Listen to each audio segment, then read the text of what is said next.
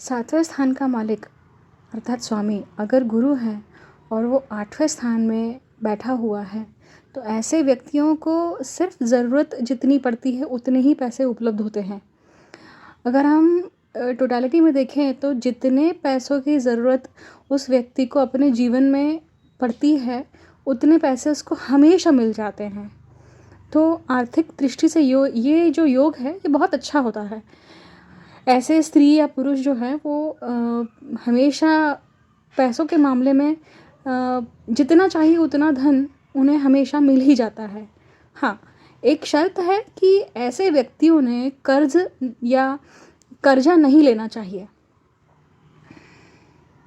अब दूसरा दृष्टिकोण देखते हैं कि जब 7वें स्थान का मालिक अगर चंद्र है और वो 8वें स्थान में बैठा हुआ है, तो ऐसे व्यक्ति गरीब स्वभाव के होते हैं और ऐसा स्वभाव होने के कारण दूसरे लोग जो हैं वो उनके ऊपर अन्याय भी करते हैं और ऐसा ज़्यादा प्रमाण में होता है।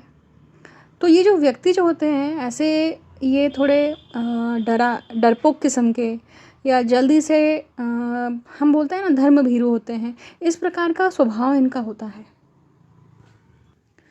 और ऐसे स्वभाव के कारण सामने वाला व्यक्ति इनके ऊपर हावी होता है या फिर इनका फ़ायदा भी उठा सकता है। इसलिए ऐसे व्यक्तियों को कठोर रहने की आदत डाल लेनी चाहिए।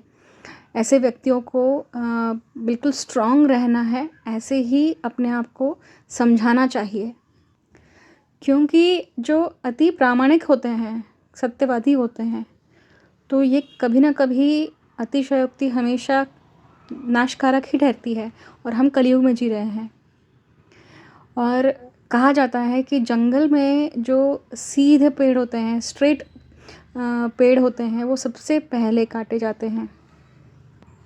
हाँ, चंद्र की ये स्थिति जो है, सप्तमेश चंद्र की स्थिति 8वें में होना, उसकी एक अच्छी बात यह है कि इनको आर्थिक दृष्टि से ये अच्छा रहता है इनके लिए। अर्थात अगर शुभ ग्रह मतलब चंद्र या मान लीजिए गुरु, शुक्र, ये अगर सप्तमेश होकर अष्टम भाव में जाते हैं तो ये थोड़े बहुत पैसों की दृष्टि से अच्छा फल दे ही देते हैं। यही अगर मान लीजिए सप्तमेश जो है अशुभ ग्रह है और वो अगर अष्टम भाव में बैठ जाते हैं तो इसकी प्रतिकूलता अधिक तौर से बढ़ जाती है। तो जैसे सप्तमेश अगर शनि है या फिर मंगल है, इस तरह के जो क्रूर ग्रह हैं तीव्र गति से फल देना शुरू कर देते हैं। जैसे व्यक्ति को वो आर्थिक दृष्टि से या व्यावसायिक दृष्टि से बहुत जल्दी से फल दे देंगे और उसी व्यक्ति को हमेशा किसी न किसी अड़चनी में या किसी न किसी प्रॉब्लम में रखेंगे। वैवाहिक दृष्टि से देखें तो वैवाहिक सुख उन्हें हमेशा कम ही मिलेगा, उसमें भी कुछ न कुछ प्रॉब्लम ही रहेगी। हाँ, वही सप्तमेश अगर अच्छा मतलब शुभ ग्रह है तो वो विवाह के सुख में अड़चने ज़रूर लाएगा, परंतु आर्थिक दृष्टि से लाभ ज़रूर देगा।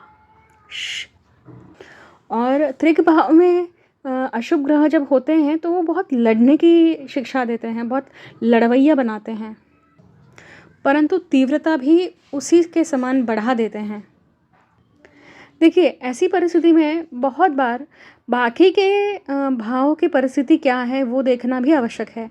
अष्टम भाव को कौन देख रहा है, अष्टमेश कहाँ है, क्योंकि हम सप्तम भाव के स्वामी की बात कर रहे हैं और वो अगर अष्टम भाव में होता है तो किस प्रकार की परिस्थितियाँ निर्माण हो सकती है इसके बारे में समझ रहे हैं।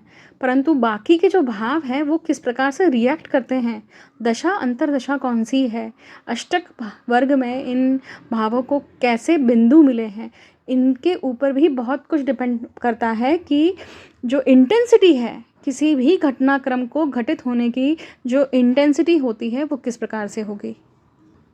जैसे हमने शनि के बारे में देखा कि सप्तमेश शनि अगर होते हैं, उसी प्रकार से सप्तमेश अगर मंगल अष्टम भाव में है तो ये जो योग है ये अपघात मतलब एक्सीडेंट्स के लिए बहुत प्रोन होता है और वो एक्सीडेंट जोन ज़रूर, उसके लक्षण ज़रूर दिखाई देते हैं।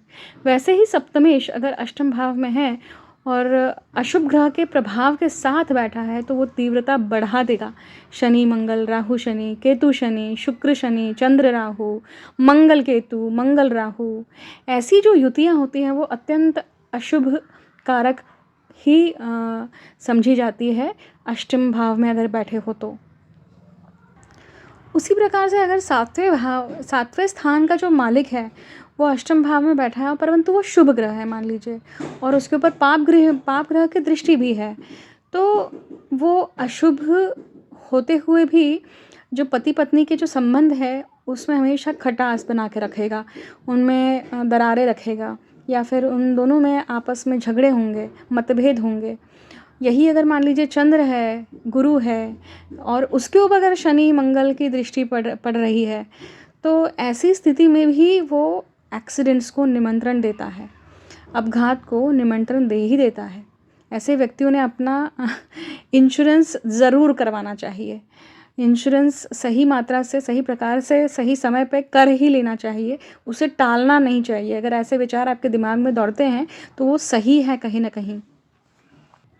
वही अगर सातवें स्थान का जो मालिक है वो अगर आठवें भाव में बैठा है, तो ऐसे लोगों की ज़िंदगी में विवाह का जो सुख है वो देर से आते हुए देखा है।